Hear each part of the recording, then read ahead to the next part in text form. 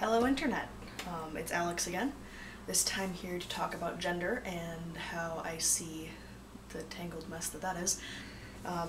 If I keep looking down and don't look at the camera, it's because I scripted myself a little bit so that I don't ramble too much. So I kind of touched on this in my intro video, but I identify as genderqueer.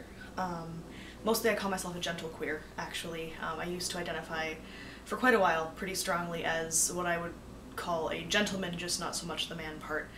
And then I realized that queer could be a gender identity as well as a sexual orientation, and well, here we are.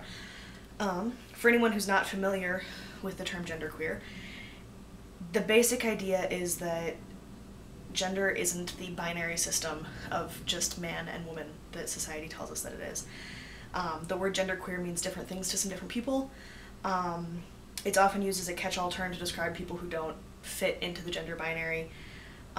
So other terms are, non-binary, gender-independent, gender non-conforming, or gender variant is another one.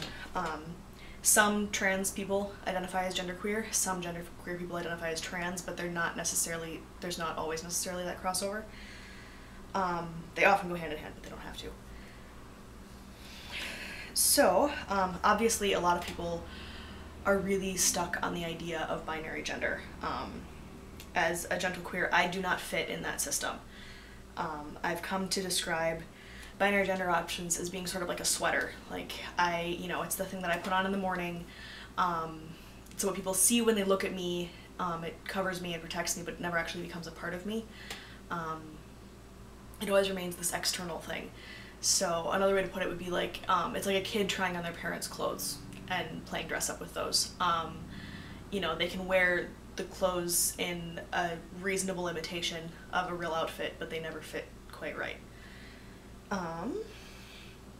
The past year-ish has been quite the time of gender exploration and discovery. I've gone back and forth identifying as everything from agender to pangender and everything in between. And I finally just settled on the term queer, because it fits me for so many reasons. I'm sure I will touch on this many times in future videos, but the short version is that queer describes not only my sexual and romantic orientation, but also my gender identity and my mental state.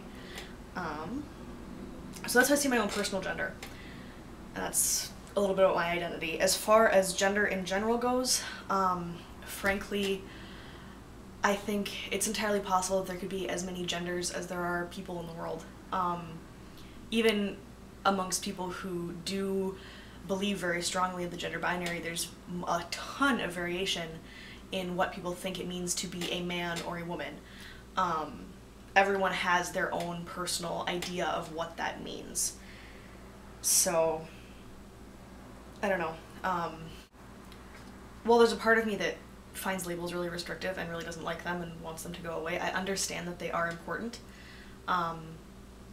Essentially, I think people should be able to label themselves however they want to. I think that we should be able to use whatever words work for us by whatever definitions make sense to us. And that if we would quit imposing labels on each other and just start respecting one another's labels, the labels that we give ourselves, that the world would be a lot happier and a much more peaceful place.